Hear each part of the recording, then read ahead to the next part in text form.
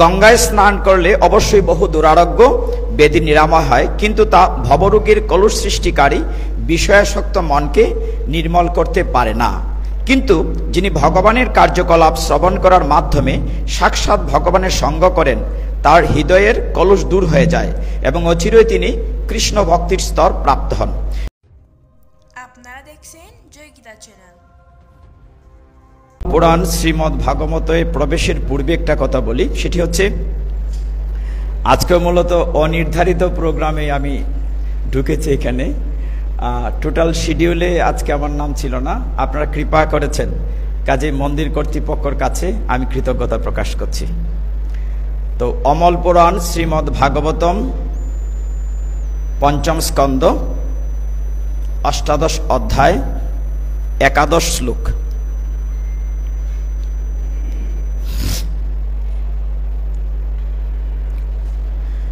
ওম নমো ভগবতে বাসুদেবায়। ওম নমো ভগবতে বাসুদেবায়। ওম নমো ভগবতে বাসুদেবায়।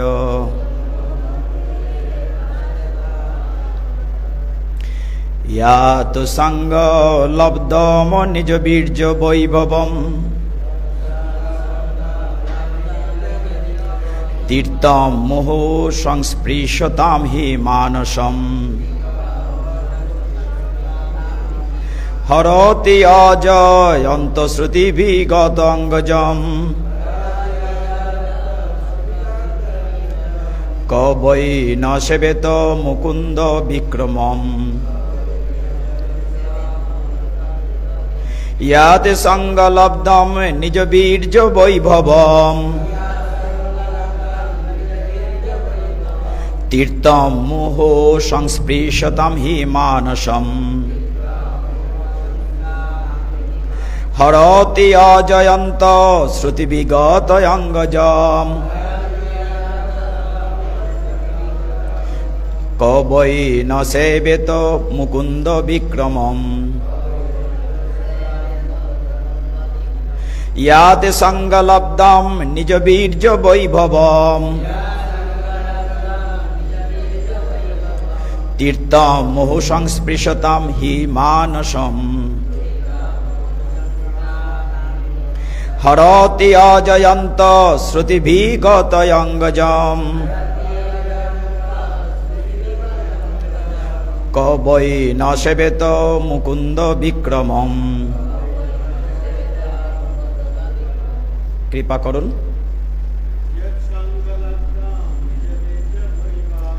ইয়াত সঙ্গলব্ধম নিজ বীর্য বৈভবম তীর্থম মোহ সংস্পৃশতাম হি মানসম হরতি অজয়ন্ত শ্রুতিবিগত অঙ্গজম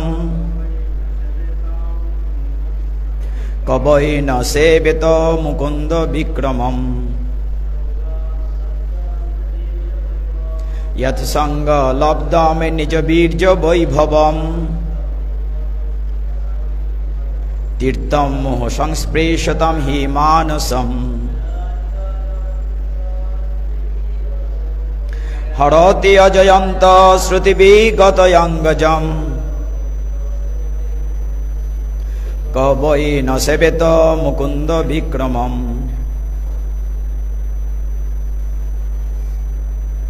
বলেন মাতাজি। ইয়াত সঙ্গলব্ধম নিজ বীর্য বৈভবম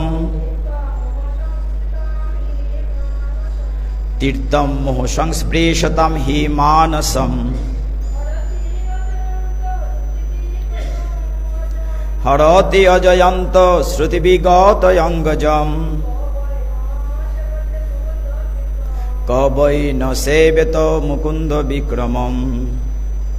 হরে কৃষ্ণ। এই শ্লোকের তাৎপর্যটা অনেক লম্বা, কাজে আপনার অনুমতি দিলে শব্দার্থটা বাদ দিয়ে অনুবাদে চলে যাই। অনুবাদে আমরা সবাই মিলে করব, আমি পড়ে যাই, তারপর আমার সাথে সাথে আপনারা কৃপা করে পড়বেন। যাদের কাছে ভগবান মুকুন্দই হচ্ছেন সব, তাদের সঙ্গ প্রভাবে ভগবানের বীর্যবতী কার্যকলাপের কথা শোনা যায় এবং বোঝা যায়। মুকুন্দের কার্যকলাপ এমনই বীর্যবতী যে তা কেবল শ্রবণ করার ফলেই তৎক্ষণাৎ ভগবানের সঙ্গ করা যায়।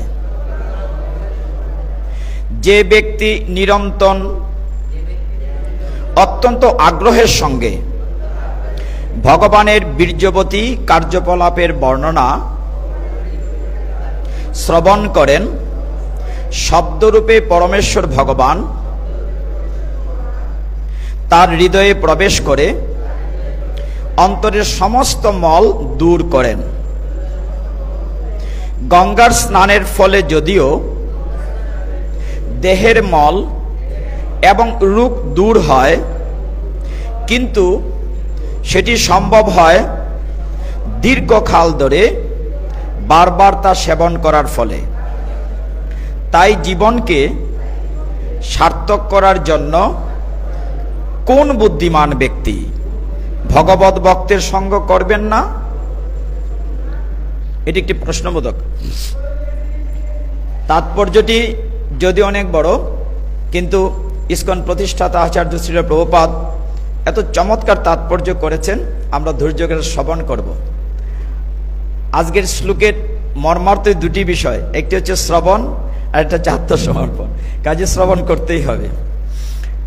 শ্রীল প্রভুপাদ কি গঙ্গায় স্নান করলে অবশ্যই বহু দুরারোগ্য ব্যাধি নিরাময় হয়, কিন্তু তা ভবরোগের কলুষ সৃষ্টিকারী বিষয়াসক্ত মনকে নির্মল করতে পারে না।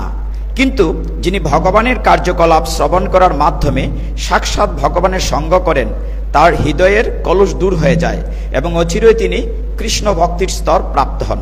সেই কথা প্রতিপন্ন করে শ্রীল শুকদেব গোস্বামী শ্রীমদ্ ভাগবতের প্রথম স্কন্ধের 2য় অধ্যায় 17 নম্বর শ্লোকে বলেছেন, শৃণ্যতাং সকতা কৃষ্ণ পুণ্য শ্রাবণ কীর্তনঃ হৃদন্তস্তু হে ভদ্রাণি বিদুনতি সুরিত সতাম। কেউ যখন ভগবানের কার্যকলাপের বর্ণনা শ্রবণ করেন, তখন অন্তর্যামী রূপে সকলের হৃদয়ে বিরাজমান ভগবান অত্যন্ত প্রসন্ন হন এবং তিনি তখন সেই শ্রোতার হৃদয়ের সমস্ত কলুষ দূর করে দেন। হৃদয়ন্তস্তু হে ভদ্রাণি বিদুনতি, তিনি চিত্তের সমস্ত ময়লা বিধৌত করেন। চিত্তের মলের ফলেই জীবের সংসার বন্ধন।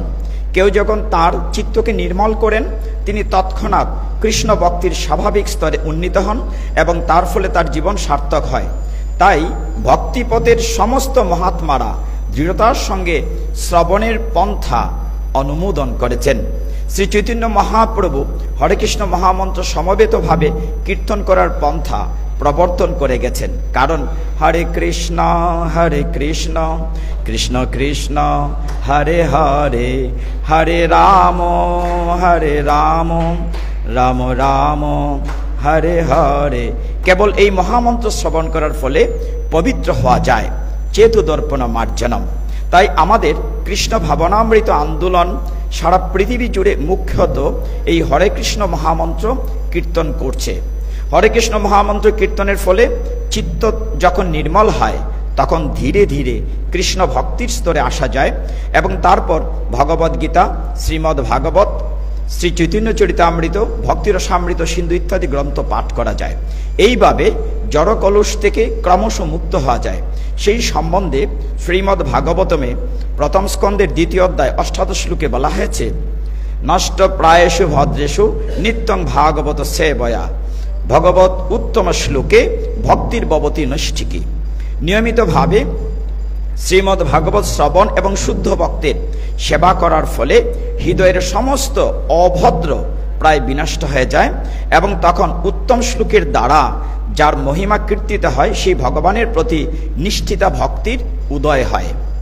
এইভাবে কেবল ভগবানের বীর্যবতী কার্যকলাপের কথা শ্রবণ করার ফলেই ভক্তের হৃদয় প্রায় সম্পূর্ণরূপে জড় কলুষ থেকে মুক্ত হয়ে নির্মল হয় এবং তখন ভগবানের নিত্য দাস রূপে তার স্বরূপ প্রকাশিত হয়। ভক্ত যখন ভগবানের সেবায় যুক্ত হন তখন রজ এবং তমগুণের প্রভাব ধীরে ধীরে নষ্ট হয়ে যায় এবং তখন তিনি কেবল সত্যগুণেই কর্ম করেন। তখন তিনি প্রসন্ন হন এবং ক্রমশ কৃষ্ণ ভক্তির পথে অগ্রসর হন। সমস্ত মহান আচার্যরা নির্দেশ দিয়েছেন যে মানুষকে যেন ভগবানের কথা শ্রবণ করার সুযোগ দেয়া হয়, তাহলে সাফল্য নিশ্চিত। জড় আসক্তিরূপ হৃদয়ের কলুষ যতই দূরীভূত হয় ততই ভগবান শ্রীকৃষ্ণের নাম, রূপ, গুণ, পরিকর এবং লীলার প্রতি আকর্ষণ বৃদ্ধি পায়। এটি হচ্ছে কৃষ্ণ ভাবনামৃত আন্দোলনের সারমর্ম। চমৎকার প্রাঞ্জল তাৎপর্যের জন্য আমরা কৃতজ্ঞ। শ্রীল প্রভুপাদ কি। আজকের আলোচ্য শ্লোকে যে বিষয়টিকে গুরুত্ব দেওয়া হয়েছে সেটা হচ্ছে শ্রবণ। ভগবানের বীর্যবতী কথা মানে ভগবানের লীলা, জগন্নাথের লীলা, যে কোনো বিষয়ই এই যে বলা হচ্ছে গীতা, ভাগবত, চৈতন্য চরিতামৃত, যত আমরা বেশি বেশি করে শ্রবণ করব ততই আমাদের মনের ময়লা, হৃদয়ের ধুলি ময়লা পরিষ্কার হবে। এই বিষয়টিকে গুরুত্ব দেওয়া হয়েছে। এক কথায় যদি বলি, ভাগবতের মাহাত্ম্যে এক বাক্যে বলা হয়েছে, গীতার বেলা বলা হয়েছে যেটা উপদেশ গ্রন্থের মতো। অর্জুনকে ভগবান বলছেন উপলক্ষ করে আমাদেরকে, তুমি এইটা করো, এইটা হবে, মানে এই করতে হবে, সেই করতে হবে, উপদেশ।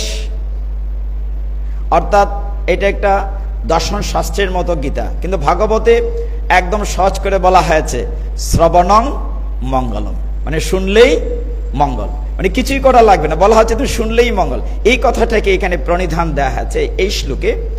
আর তার উৎকৃষ্ট উদাহরণ আছেন পরীক্ষিত মহারাজ। তিনি যখন জানতে পেরেছিলেন তার আয়ুষ্কাল মাত্র 7 দিন আছে, তিনি যখন শৃঙ্গিমুনির অভিশাপে মাত্র 7 দিন আয়ুষ্কাল জানতে পেরেছিলেন, তিনি তখন কি করেছিলেন? এক অবস্থায় সমস্ত রাজ্যের সমস্ত মোহমুক্ত অর্থাৎ সমস্ত আসক্তি ছেড়ে দিয়ে গঙ্গা তীরে চলে গিয়েছিলেন। আর ছিল শুকদেব গোস্বামী এক নাগারে 7 দিন 7 রাত্র একবারে খাওয়া দাওয়া নাওয়া সব ছেড়ে দিয়ে পরীক্ষিত মহারাজ শ্রবণ করেছিলেন। এবং এই কারণেই শ্রবণটাকে সবচেয়ে গুরুত্ব দেওয়া হয়েছে। এখানে শ্রবণ যদি আমরা বলি শোনা, এখানে শ্রদ্ধেয় ডাক্তারবাবু, হরিভক্ত প্রভু ছাড়া সকলেই আছেন, ইংরেজিতে শব্দটা 2টা ওয়ার্ড বলে ক্লিয়ার হবে। শোনা মানে আমরা বলি টু হেয়ার, কিন্তু এই ক্ষেত্রে টু হেয়ার বলা হচ্ছে না, বলা হচ্ছে টু লিসেন, মানে শোনো না, বলা হচ্ছে মন দিয়ে শোনো। শোনা এবং মন দিয়ে শোনার মধ্যে তফাৎ আছে, একটা হচ্ছে টু হেয়ার, একটা হচ্ছে টু লিসেন। এই কথাটি ভগবান গীতায় তার প্রিয় শিষ্য সখা অর্জুনকে বারংবার বলেছেন, শৃণু তৎশৃণু, শুনো তা শুনো, মানে শোনাটাকে সবচেয়ে গুরুত্ব দেওয়া হয়েছে।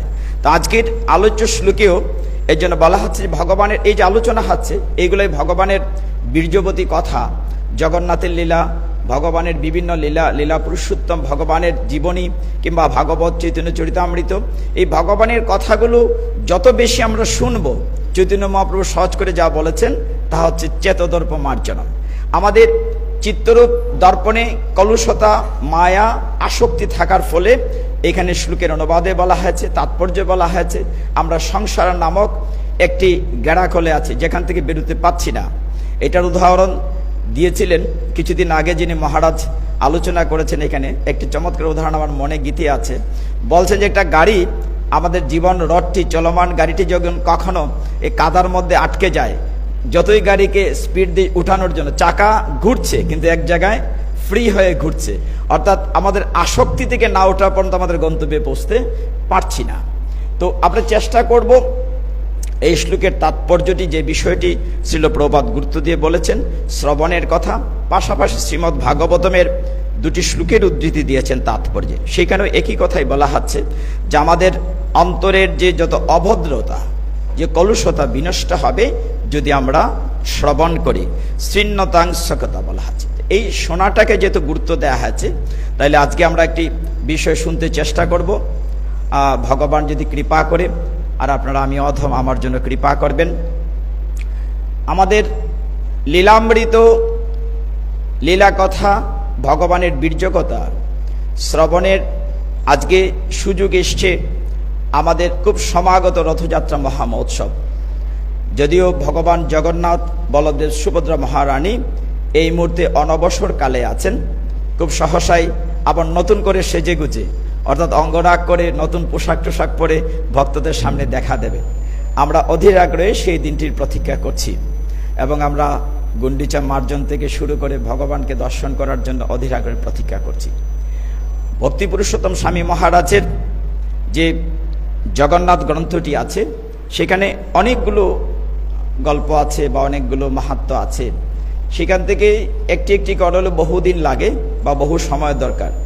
আজকে আমরা যদি সময় পাই, সেদিনও সময় পাইনি, একাধিক মাহাত্ম্য শ্রবণ করবো। যে বলা হচ্ছে শ্লোকে যে শুনতে হবে, তো লিসেন।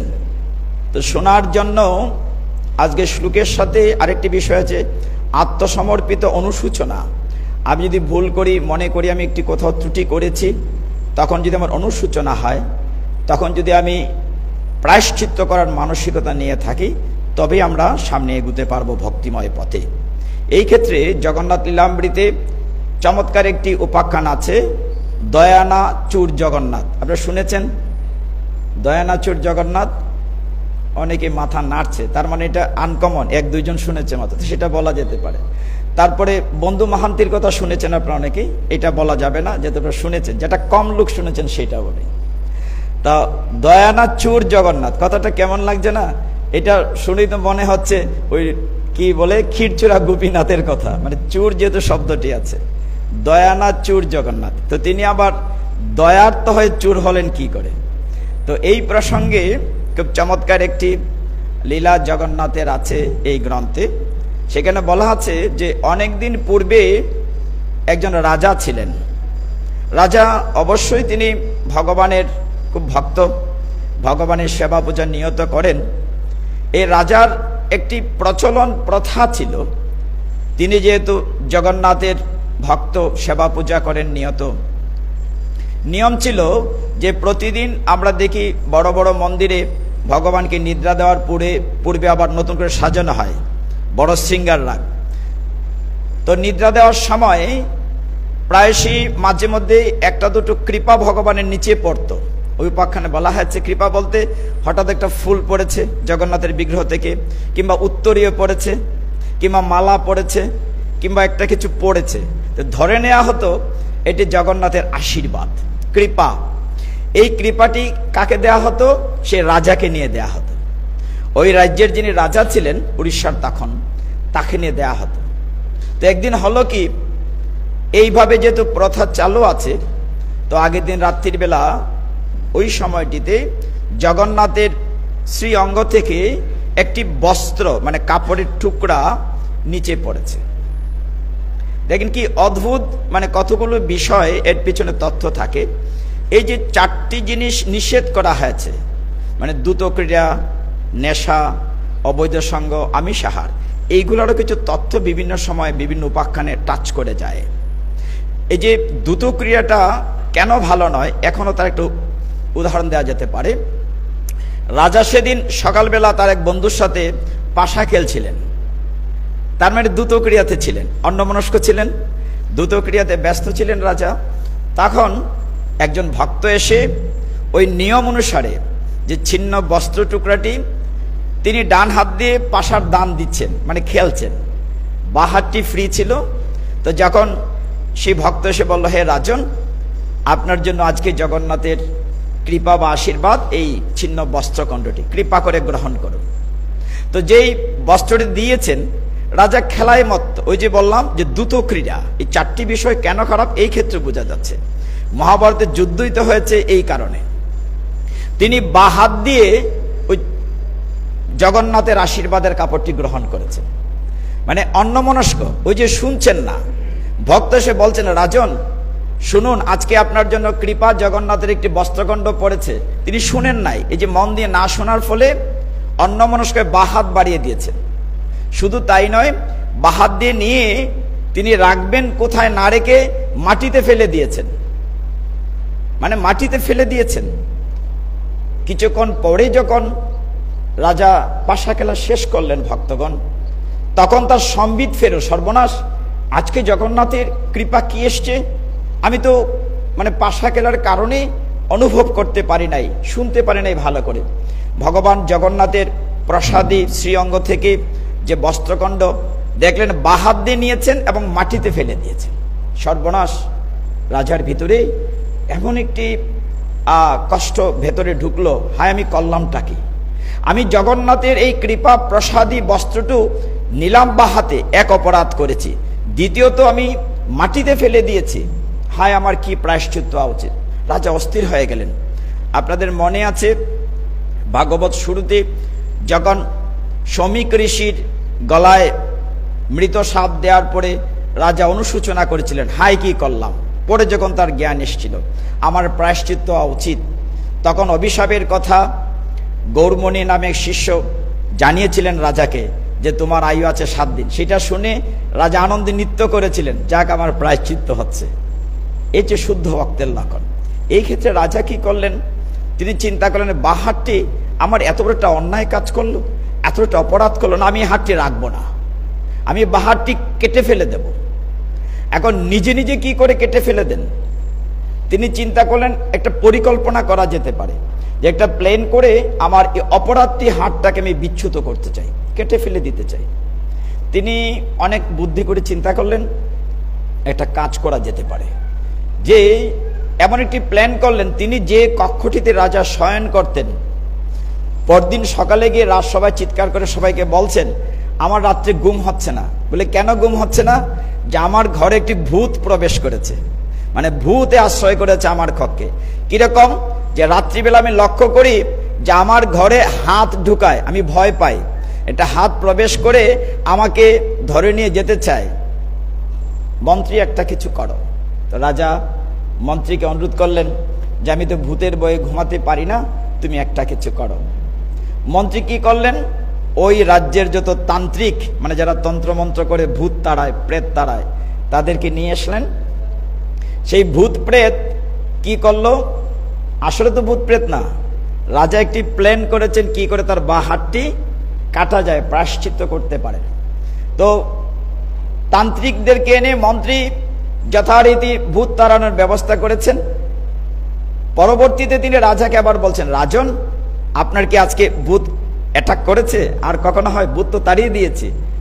রাজা বলেন, না এখনো ভূত আছে, রাত্রির বেলা সারা শরীর ঢুকায় না, একটা হাত ঢুকায় আমার জানালা দিয়ে, আমি তো ভয়ে ঘুমাতে পারি না। মন্ত্রী বলেন, তাহলে একটা কাজ করা যায়, আপনার ঘুমে ডিস্টার্ব হচ্ছে তো, আপনি একটা ভয় পাচ্ছেন, আপনি কাজ করেন, আমি আপনার কক্ষে ঘুমাবো। মন্ত্রী বলছেন একেবারে তলোয়ার নিয়ে, হ্যাঁ, ভূত আসলে আর তাকে রক্ষা নেই, আর আপনি অন্য কক্ষে নিদ্রা যান। তো মন্ত্রীর পরামর্শে রাজা এটাই চাচ্ছিলেন যে কোনো না কোনোভাবে তার অপরাধী হাতটা দেহ থেকে বিচ্যুত করার। তো রাজা সেই দিন তার নিজের ঘরে শয়ন করলেন না, মন্ত্রী শয়ন করলেন। শুধু শয়ন করলেন না, মন্ত্রী জেগে থাকলেন, মানে হাতে অশ্বিনী তলোয়ার নিয়ে অপেক্ষা করছেন কখন ভূত প্রবেশ করে। ঘরের ভিতরে ঘুটঘুটে অন্ধকার। রাজা কি করলেন? তার বাঁ হাতটি জানালা দিয়ে ওই রুমে ঢুকিয়ে দিলেন। এখন মন্ত্রী কি মনে করেছে যে ভূতের হাত প্রবেশ করেছে? মন্ত্রী তো তলোয়ার দিয়ে এক কোপে হাত কেটে ফেলেছে। সকাল হয়েছে, মন্ত্রী তো অনেক খুশি, যাহাক ভূতের হাতটি আমি কাটতে পেরেছি। পরদিন যখন রাজসভায় রাজা এলেন, ব্যান্ডেজ করা এইটুকুন থেকে রক্ত ঝরছে, রাজা বসে আছেন। মন্ত্রীর সাহসিকতার জন্য রাজা মন্ত্রীকে অনেক পুরস্কৃত করলেন, যে তুমি একটি সাহসের পরিচয় দিয়েছো, ভূতের হাত কেটেছো, তুমি এই এনাম নাও, পুরস্কার নাও। তখন মন্ত্রী দেখলেন, আরে রাজার দিবা হাতটি নেই, ঘটনাটি কি? রাজন আমাকে সত্যি করে কথাটি বলুন, কি হয়েছে? তখন রাজা বললেন যে ঘটনাটি এই, আমি ভগবান জগন্নাথের কৃপা যে প্রসাদী ক্ষুদ্র বস্ত্রটুকু আমি বাঁ হাত দিয়ে নিয়েছিলাম, এই জন্য আমি প্রায়শ্চিত্ত। তখন মন্ত্রীর কি অনুশোচনা, কি করা যায়, কি করা যায়? রাজা বলে, না কিচ্ছু করার দরকার নেই, অপরাধ করেছি আমি, শাস্তি হয়েছে আমার। কিন্তু মন্ত্রীও ভক্ত ছিলেন, তিনি কি করলেন? ওই হাটটি, মানে কাটা হাটটি, ওই রাজবাড়ির সামনে বড় একটি উদ্যান, মানে বড় একটি বাগান ছিল, সেই বাগানেটির নাম আছে, সেই বাগানে তিনি গেলেন এবং সেই বাগানে গিয়ে জগন্নাথ বল্লভ বড় একটি উদ্যান আছে, সেই বল্লভ উদ্যানে গিয়ে তিনি রাজার হাতটি মাটিতে পুঁতে রাখলেন, মানে হাতটিকে সমাধিস্থ করলেন। পুঁতে বললে শুদ্ধ হয় না, সমাধিস্থ করলেন। কেউ সন্তদেরকে যখন মাটিতে সমাধিস্থ করা হয়, পুত পবিত্র নিয়ম মেনে মন্ত্রী রাজার এই কাটা হাতটি সমাধিস্থ করলেন সেইখানে জগন্নাথ বল্লভ উদ্যানে। কিছুদিন পরে রাজা সবসময় নিজের হাতে ভগবান জগন্নাথের রাতুল চরণে চন্দন চর্চিত পুষ্প তুলসী নিবেদন করতেন। কিন্তু মন্দিরের যে তো নিয়ম যে যারা খুঁত আছে, এই কথাটা এখানে প্রণিধানযোগ্য। খুঁত বলে মন কেউ অন্ধ, কেউ আতুর, কেউ ল্যাংড়া, মানে খুঁত থাকলে ভগবানকে সরাসরি পুষ্প তুলসী নিবেদন করতে পারবে না, ওইখানে এরকম টাইম। এখন রাজা হাত কাটা যাওয়ার পূর্ব পর্যন্ত নিজেই সেবা পূজা করতে পারতেন, যেহেতু একটি হাত নেই, করতে পারছে না। রাজার মনে কষ্ট, কিন্তু তিনি চিন্তা করলেন আমি উদ্যানে যাব, অন্তত না পারি এক হাত দিয়ে ফুল নিয়ে আসবো, তুলসী নিয়ে আসবো, আনার পরে কষ্ট করে মালা গাঁথবো। আমি সরাসরি পুষ্প তুলসী নাই দেই, কিন্তু আমার হাতের ফুল তুলসী ভগবানের সেবায় লাগবে। এই করে রাজা এই নিয়মটি মেনে যথারীতি ওই জগন্নাথ বল্লভ উদ্যান থেকে ফুল আনতে লাগলেন। হঠাৎ একদিন দেখলেন সমস্ত বাগান অনুভব করলেন বাতাসে একটি স্বর্গীয় সুঘ্রাণ সুরভিত হচ্ছে। এমন একটি অদ্ভুত ফুলের গাছ জন্মেছে। রাজা কিন্তু জানেন না যে মন্ত্রী যে তার হাতটি ওই বাগানে বা ওই জগন্নাথ বল্লভ উদ্যানে প্রথিত করেছে, রাজা জানতেন না। জগন্নাথের লীলাটি এরকম যে এমন একটি অদ্ভুত গাছ উঠেছে, ফুল গাছ, এমন অদ্ভুত ফুল ফুটেছে, মানে অসাধারণ সুঘ্রাণ, অসাধারণ দেখতে। এই গাছটির নাম কেউ জানে না। যেমন এই মন্দিরে আমরা অনেক ফুল গাছ আছে ডানে বামে, রঙ্গন থেকে শুরু করে এখানে যে সামনে আছে আপনার লেভেন্ডারি, কিংবা অনেক ফুল আছে, হয়তো অনেকে আমরা অনেক ফুলের নাম জানি না। রাজা বলছেন কে তার নাম জানো? বলছে আমরা কেউ জানি না। মালিকে বললেন তুমি নাম জানো? ওই বাগানের মালি পাহারাদার বললেন না, আমিও নাম জানি না। রাজা ঘোষণা দিলেন এই গাছের ফুল আমি প্রতিদিন জগন্নাথকে দেব, তবে তার পূর্বে আমাকে নামটাকেও জানাতে হবে। আমি নামটা না জেনে কি করে দেই? কেউ জানে না। পরদিন রাজা আবার বাগানে গেলেন, গিয়ে দেখলেন ওই অদ্ভুত পুষ্প বৃক্ষটির ফুল নেই, পাতা নেই, ছিঁড়ে নিয়ে গেছে। রাজার তো মনে কষ্ট লাগলো, মালি নিশ্চয়ই তুমি নিয়েছো, কারণ এই বাগানে তুমি ছাড়া তো আর কেউ থাকে না, পাহারাদার তুমি নিয়েছো। বলো যে এই চমৎকার যার নাম শোনার জন্য আমি অধীর আগ্রহ অপেক্ষা করছি, জানার জন্য, নামটা জানার পূর্বেই পরদিন দেখা গেল একইভাবে আবার ফুল ফুটেছে, পাতা গজিয়েছে, আবার নাই। মানে এইভাবে ক্রমাগত কে যেন এই চমৎকার পুষ্প বৃক্ষটি থেকে ফুল পত্র ছিঁড়ে নিয়ে যাচ্ছে। রাজা চিন্তা করলেন এই কাজটি মালিরই। মালিকে বাঁধলেন, মালিকে বেঁধে জেলখানায় দিলেন। শুধু তাই না, মন্ত্রীকে বললেন যার মৃত্যুদণ্ড। মৃত্যুদণ্ড কেন? যে দেখে রাখতে পারেনি পাহারা দিয়ে মালি। শুধু তাই নয়, আমি যে জিনিসটি প্রিয় বলে মনে করি, কাজেই এটি মন্ত্রী হয়তো চুরি করেছে, এই মালি হয়তো চুরি করেছে। অদ্ভুত ব্যাপার, গ্রন্থে বলা হচ্ছে এই মালিরও নাম বলা হচ্ছে দয়ান মালি, মানে যে উপাখ্যানের নাম হচ্ছে দয়ানাচুর জগন্নাথ, মালির নাম হচ্ছে দয়ান মালি। তো দয়ান মালিকে জেলে পুরে দেওয়া হলো, তার মৃত্যুদণ্ড হবে। রাত্রিবেলা সেই মালি প্রচন্ড রকম জগন্নাথকে মনের কষ্ট, মনের দুঃখ কার কাছে বলা যায়? একমাত্র জগতের নাথ জগন্নাথের কাছে। তো সেই দয়ানা মালি একদম করজোরে সারা রাত না ঘুমিয়ে, কালকে তার মৃত্যুদণ্ড, বলছে জগতের নাথ জগন্নাথ তুমি কত কৃপালু, আমি নির্দোষ, আমি গাছের একটা পাতাও ছিঁড়িনি, ফুল নেইনি, কিন্তু রাজা আমার মৃত্যুদণ্ড ঘোষণা করেছে, আমি কিচ্ছুটি করিনি। তো তুমি কৃপা করে আমাকে মৃত্যুদণ্ড থেকে রক্ষা করো। তো জগন্নাথ কি করলেন? রাজার স্বপ্নে আবির্ভূত হলেন। রাজার স্বপ্নে আবির্ভূত ভক্তের প্রার্থনায়, সে দয়ানা মালি ভক্তের প্রার্থনায় জগন্নাথ খুশি হয়ে রাজার স্বপ্নে আবির্ভূত হলেন। আবির্ভূত হয়ে বললেন, হে রাজন, তুমি ঘটনাটি শোনো। তোমার দয়ান মালি নির্দোষ, আর যে গাছটির তুমি নাম জানতে চেয়েছিলে আমার কাছ থেকে নাও। এই গাছটির নাম হচ্ছে দয়ান গাছ, অর্থাৎ দয়া বা করুণার গাছ। তো দয়ান গাছটি কোত্থেকে এসছে? জগন্নাথ বললেন যে দেখো তোমার যে বা হাতটি তুমি উৎসর্গ করেছ, তোমার মন্ত্রী সেই হাতটি মাটিতে পুঁতে রেখেছে সমাধিস্থ করে, এবং সেইখান থেকে যে বৃক্ষটি উঠেছে তোমার হাত থেকে, সেই বৃক্ষটির নাম হচ্ছে দয়ান গাছ। আর দয়ান মালি একটি ফুলও ছিঁড়ে নেই। জয় রাধা মাধব কি, জগন্নাথ বলদেব সুভদ্রা মহারানী কি। তো সেই দয়ান মালি নির্দোষ। রাজা বললেন তার বিন্দুমাত্র দোষ নেই, তোমার যে বাঁ হাতটি মাটিতে পুঁতিত হয়েছিল সেখান থেকে দয়ান গাছ বা করুণার গাছ হয়েছে। তো তুমি তাকে নির্দোষ, তার মৃত্যুদণ্ড থেকে মাফ করে দাও। আর তোমার প্রতি একটা নির্দেশ আছে, মানে জগন্নাথ স্বপ্নে আদেশ করছেন রাজাকে। নির্দেশ কি? তখন কিছুদিন পরেই হবে চৈত্র মাসের শুক্লপক্ষের চতুর্দশী তিথি, গ্রন্থে তাই লিখা আছে। বলা হচ্ছে যে চৈত্র মাসের শুক্লপক্ষের চতুর্দশী তিথি আসছে। রাজাকে নির্দেশ দিলেন, এই দিন তুমি প্রত্যেক বৎসর বড় একটি উৎসব করবে। কি করবে? যে প্রতি বৎসর এই দিনটিতে একটি বড় উৎসব করবে, এবং প্রতি বৎসর জগন্নাথ বলদেব, তুমি, রাজা বলছেন তোমাদের সকলের মনোবাঞ্ছা পূর্ণ করার জন্য রথে যেমন আমি রাজপথে বেরিয়ে আসি, চৈত্র মাসের বলছেন যে শুক্লপক্ষের চতুর্দশী তিথিতে জগন্নাথ বলছেন আমি বলদেবকে নিয়ে রাত্রির বেলা চুপি চুপি ওই গাছে আসব, ওই গাছের কাছে এসে ফুল পাতা নিয়ে যাব। তো আমার খুব প্রিয়, তুমিও প্রতি বছর এই কাজটি করবে।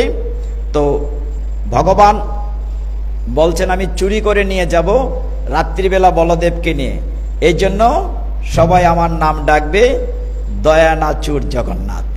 এই থেকে জগন্নাথের নাম হলো দয়ানাচুর জগন্নাথ। তো এইভাবে ভগবান জগতের নাথ জগন্নাথ অনেক কৃপা করেন, আর কৃপার তো শেষ নেই। আমরা প্রতিটা পর্বে জগন্নাথের যে আলোচনা করি, সবশেষে যে নিমন্ত্রণটি আমরা দিতে চাই, আর যেহেতু প্রোগ্রামটি সারা পৃথিবীর লোক দেখছেন, আমি এরই ফাঁকে শেষ করার আগে একটু নিমন্ত্রণ দিয়ে দেই। আন্তর্জাতিক কৃষ্ণ ভাবনামৃত সংঘ ইস্কন শ্রী শ্রী নরসিংহজীর মন্দিরের প্রতি বৎসর ন্যায় হে ভক্তগণ, রথযাত্রা মহা মহোৎসব আগামী 7 জুলাই রবিবার শুরু হবে এবং 15 জুলাই সোমবার উল্টো রথের মধ্য দিয়ে শেষ হবে। যে যেখানেই ভক্তরা আছেন এবং আপনাদের রাতুল চরণে নিমন্ত্রণ জানাচ্ছি হবিগঞ্জ এই মন্দিরের পক্ষ থেকে। আপনার রথযাত্রার শোভাযাত্রা, রথযাত্রার দিন উল্টো রথের দিন এবং 9 দিন ব্যাপী ব্যাপক অনুষ্ঠানমালা থাকবে। অগ্নিহোত্র যজ্ঞ থেকে শুরু করে গীতা ভাগবত পাঠ, জগন্নাথের লীলামৃত পাঠ, বৈদিক নৃত্য, নাটক, সাংস্কৃতিক অনুষ্ঠান সবকটি পর্বে আপনারা যোগ দেবেন, অংশ নেবেন, জগন্নাথের অপ্রাকৃত কৃপা লাভ করবেন, দুর্লভ মানুষ্য জন্ম সার্থক করবেন। শাস্ত্রে বলা হচ্ছে রথে চ বামনং দৃষ্টা পুনর্জন্ম ন বিদ্যতে। রথের উপরে বামন রূপী জগন্নাথকে দর্শন করলে আর এই জ্বালাময় জগতে আসতে হবে না, আমরা মুক্তি পেয়ে যাব। যেহেতু সময় আছে আর একটু ছোট্ট আস্বাদন করি। মাতাজিদের কথা সেদিন বলছিলাম বলবো, কিন্তু মাতাজিদের লম্বা লম্বা কাহিনী আছে। শ্রেয়া চণ্ডালিনীর কাহিনীটা বেশ লম্বা, এটা বলা যাবে না। জগন্নাথকে যে একজন মাতাজি ছিলেন, খিচুড়ি দিতেন, কি নাম মনে আছে আপনাদের? করার কি নাম? করমা। হ্যাঁ, করমা মাতাজি গরম খিচুড়ি দিতেন জগন্নাথকে, মনে আছে? তো জগন্নাথ তো ওই মাতাজির কাছে পুত্রবৎ, কেমন সন্তানের মতো। তিনি কোনো নিয়ম নিষ্ঠা না, ওইখানে বিষয়টা লক্ষণীয় আছে ভক্তি।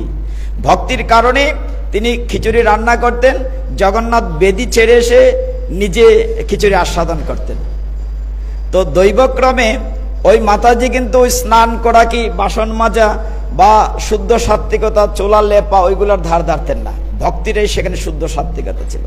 সেই করমা বৃদ্ধা মাতাজি তো একদিন তার গৃহে একজন সাধু এসেছিলেন বাইরে থেকে, এসে দেখলেন ভগবানের জন্য রান্না করছেন খিচুড়ি, স্নান নাই, ধোয়া নাই, বাসন মাজা নাই। এটা তো হয় না, তুমি অশুদ্ধ, জগন্নাথের পূজা হয় না, ভগবানের নিবেদন হয় না। তুমি আগে স্নান করবে, চুলা পরিষ্কার করবে, বাসন ধুইবে, একেবারে লম্বা লিস্টি দিলেন। তো পরের দিন কি হলো ঘটনাটি? তো ওই সাধুর নির্দেশ মোতাবেক করমা কি করলেন? স্নান করলেন, চুলা লেপলেন, জগন্নাথ উপস্থিত। মা হয়েছে খিচুড়ি? না না হয় না, আর একটু বাকি আছে, আবার চলে গেলেন। ভোরবেলা কিছুক্ষণ পরে রান্না বসালেন, রান্না হলো, তখনও কমপ্লিট হয় নাই, এই করতে করতে আরেকবার জগন্নাথ এলেন, তখনও চুলাতে কমপ্লিট হয় নাই। হায় হায়, আমার তো মন্দিরের ঘন্টা বেজে যাবে মা, বলে আরেকবার আসো, আরেকবার। শেষে যখন তিনি রান্না কমপ্লিট করলেন, গরম উত্তপ্ত মানে টকবক করছে গরম খিচুড়ি, জগন্নাথ বললেন সময় নাই, যা আছে দিয়ে দাও। তো মুখে নিয়ে একদম গরম খিচুড়ি ঠুটে মুখে পড়ে, এমন সময় মন্দিরে ঘন্টা বেজেছে, এখন মুখ মুছার আর ব্যবস্থা হয় নাই, মানে আচমন করানোর সময় পায় নাই। তখন জগন্নাথ দৌড়ে গিয়ে দাঁড়িয়েছেন বেদিতে আরেকবার। তো পূজারী পান্ডা যখন ভগবান জগন্নাথের পর্দা খুলে পূজা করতে যাবে, তখন দেখলো জগন্নাথের মুখে খিচুড়ি লেগে আছে। সর্বনাশ, আমরা তো খিচুড়ি নিবেদনই করি নাই, খিচুড়ি এলো থেকে, মানে আমরা তো আজকে ভগবান জগন্নাথকে খিচুড়ি আনলো থেকে। সর্বনাশ, একেবারে মাথা করছেন পান্ডারা, কোথাও অপরাধ হয়েছে, রাজার কাছে নালিশ গেল, কি হয়েছে কি হয়েছে, আমরা অপরাধ আগে মার্জনা হোক, জগন্নাথের কাছে ক্ষমা চেয়েছে পান্ডারা। জগন্নাথ স্বপ্নাদেশ দিলেন যে আমার এক মা আছে, আর ওইখানে সাধু বেটা সমস্ত যন্ত্রণা করেছে, এই জন্য মুখ দেওয়ার সময় পাই নাই, এসব নিয়ম টিয়ম করা যাবে না, সাধুকে সাবধান করে দাও। মাতৃ স্নেহের কাছে, বাৎসল্য প্রেমের কাছে কিচ্ছু নাই। নন্দ মহারানী কৃষ্ণকে কিভাবে আদর করেছেন, কখনো কি সুচিতার চিন্তা করেছেন? নিজের পুত্রবৎ বাৎসল্য প্রেমে ভগবানকে ভালোবেসে খাইয়েছেন, নাইয়েছেন। তো কে দিয়েছে বলে, করমা নামে এক বৃদ্ধা মাতাজি খিচুড়ি দিয়েছে জগন্নাথকে, এবং নির্দেশ দেওয়া আছেন, জগন্নাথ বলছেন যে ওই মায়ের হাতের খিচুড়ি না দিলে আমার হবে না, মানে ওইটাকে দিতে হবে, 56 পদেও হবে না, খিচুড়ি দিতে হবে।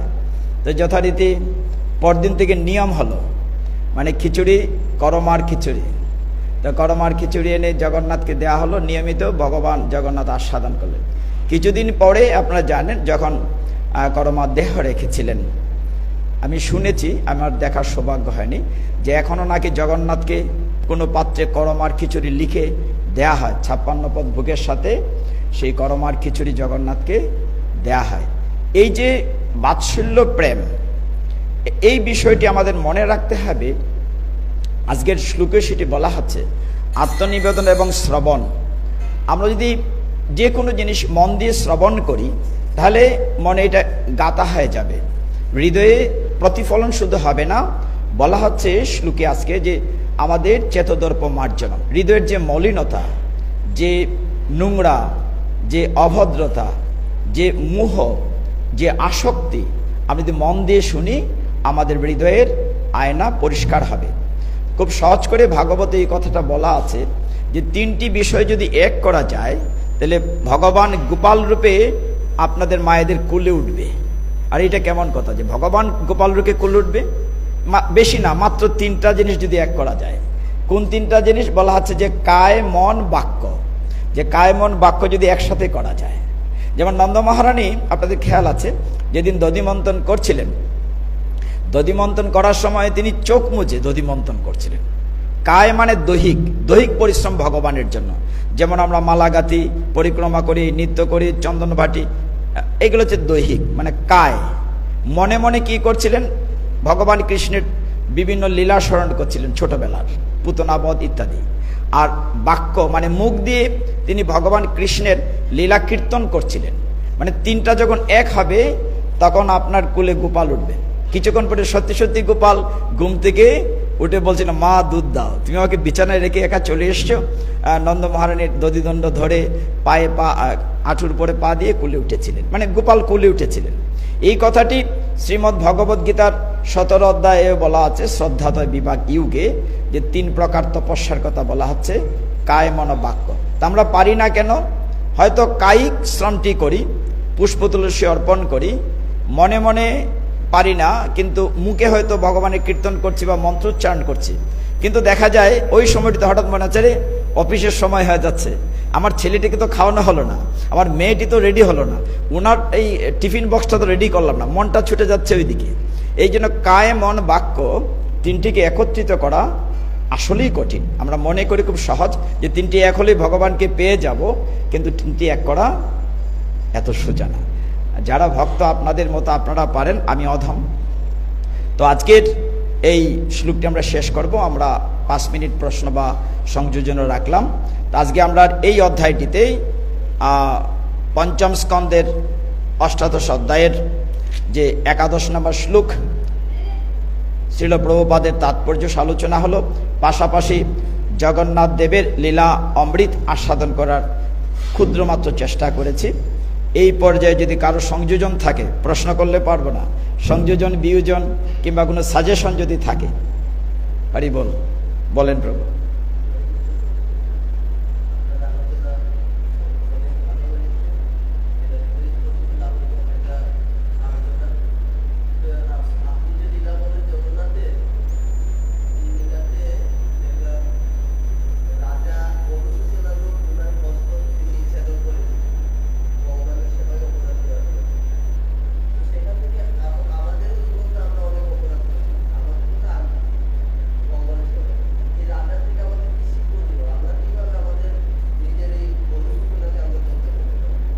চমৎকার প্রশ্ন করেছেন, আপনারা বুঝেছেন কিনা।